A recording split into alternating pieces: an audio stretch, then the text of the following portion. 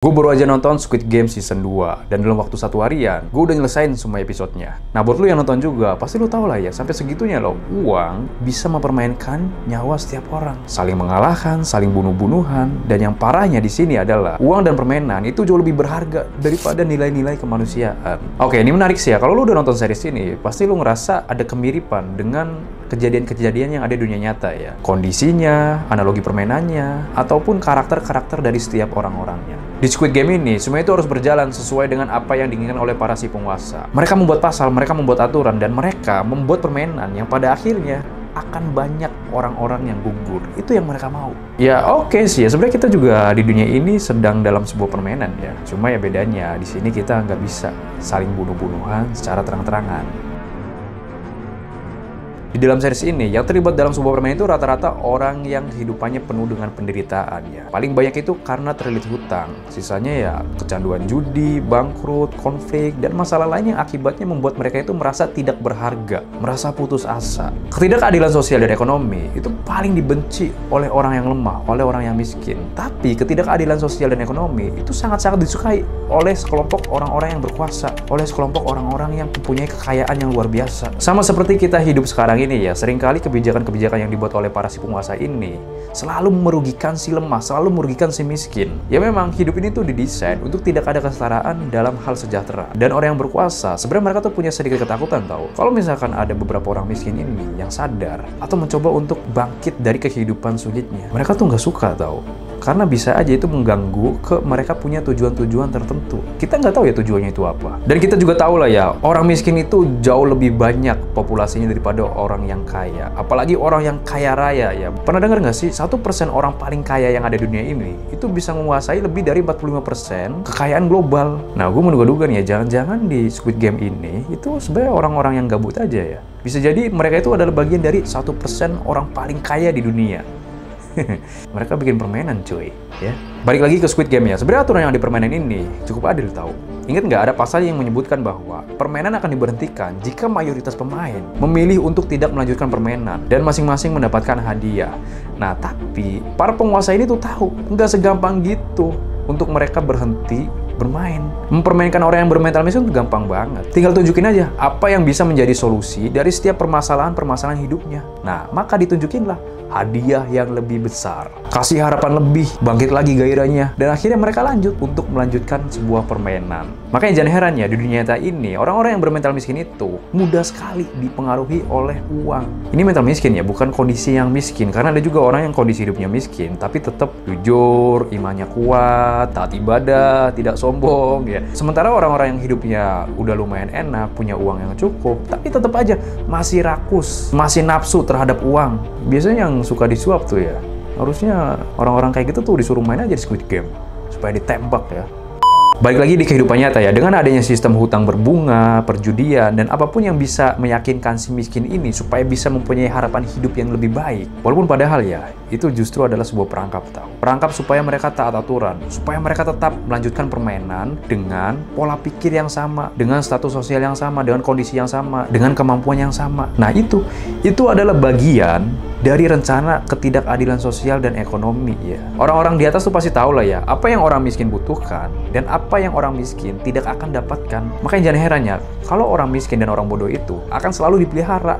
Termasuk permainan-permainan untuk orang bodoh, itu juga akan selalu dipelihara. Jenis permainannya emang banyak, tapi gameplaynya yang sama.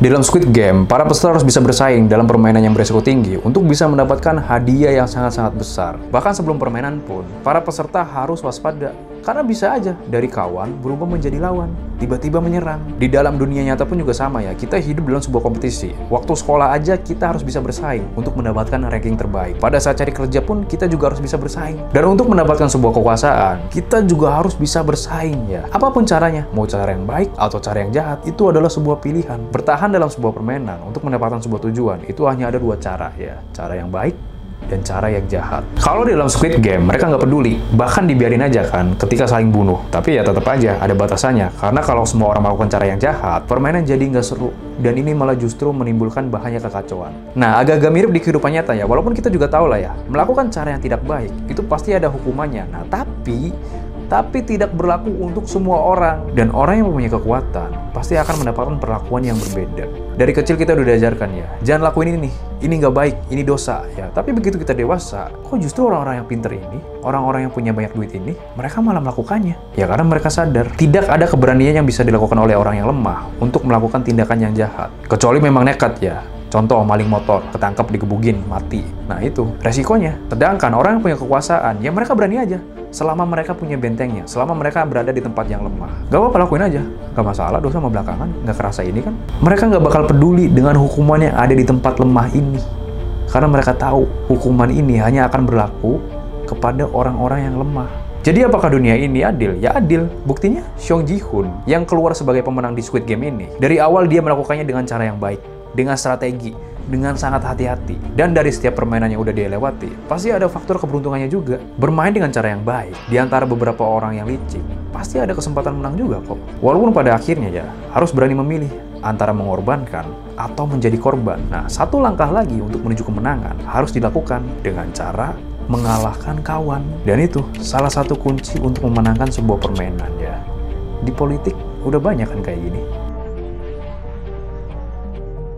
Harusnya ya Song Ji-hoon yang berhasil mendapatkan uang ratusan miliar itu bisa loh menikmati hidup dengan sangat-sangat bahagia. Tapi kenyataannya dengan uang sebanyak itu tetap tidak membuatnya benar-benar menikmati hidup. Karena apa yang ada di dunia ini pada akhirnya akan sangat membosankan kalau kita udah berada di titik yang paling atas ya. Buat orang yang benar-benar kaya raya nih ya, udah nggak ada sesuatu yang beda lagi tuh di dunia ini. Mau keliling dunia, semua orang juga bisa. Mau punya HP yang mahal, HP yang bagus, HP yang paling terbaru, semua orang juga bisa. Mau punya pesawat pribadi, ya apa spesialnya? Kan sama-sama terbang di udara doang kan? Orang yang memiliki banyak uang, lama-lama hidupnya juga merasa hampa. Sehingga fetish yang dimilikinya itu berbeda ya. Bukan lagi barang mewah, keliling dunia, bahkan jabatan. Tapi menginginkan sesuatu yang berbeda, permainan yang berbeda. Ada yang lakunya ke hal yang baik, seperti bangun yayasan, mencerdaskan orang-orang, dan hal baik lainnya. Dan ada juga yang memilih untuk berpetualangan ke hal-hal yang sulit. Tapi ada juga yang malah justru melakukan ke hal-hal yang tidak biasa. Contohnya ya di Squid Game ini, yaitu mempermainkan nyawa manusia. Mungkin segala bentuk aturan di dunia ini sulit untuk mereka ubah ya. Terhalang oleh HAM, takut terjadi kekacauan yang besar, dan itu beresiko untuk mereka sendiri. Dan di Squid Game, permainan yang mereka buat, itu nggak ada tuh yang namanya hak asasi manusia. Mereka berhasil membuat aturannya sendiri. Buat mereka uang ratusan miliar untuk sebuah hadiah kompetisi, itu hanyalah uang hiburan lah ya. Tapi setelah hiburan itu selesai, akan ada waktunya sekelompok orang yang mempunyai kekuasaan luar biasa ini. Ketika mereka menginginkan apa yang mereka mau itu selalu terwujud, lama-lama dunia ini bukanlah tempat yang diinginkan lagi oleh mereka. Kan udah nggak ada lagi hal yang sulit. Justru yang sulit itu adalah mencari kepuasan dan kebahagiaan.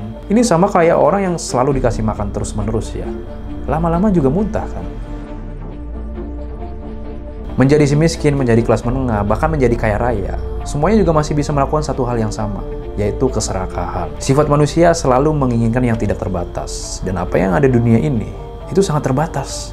Bahkan kalau manusia tetap nafsu, menginginkan apa yang mereka mau, ya mereka lakuin aja. Apapun caranya, walaupun resiko yang mereka lakukan ini bisa membuat dirinya hancur. Tapi yang kita tahu ya, yang menjadi pemenang di Squid Game ini, itu bukanlah orang yang serakah. Justru orang yang serakah itu, semuanya habis. Dan yang menjadi pemenang di Squid Game ini, itu adalah orang yang mampu bertahan. Ada nilai-nilai yang tetap dijaga. Empati, solidaritas, dan menjaga untuk tidak menyakiti orang lain. Walaupun pada akhirnya dia tetap lakukan. Karena udah nggak ada pilihan lagi kan. Terpaksa.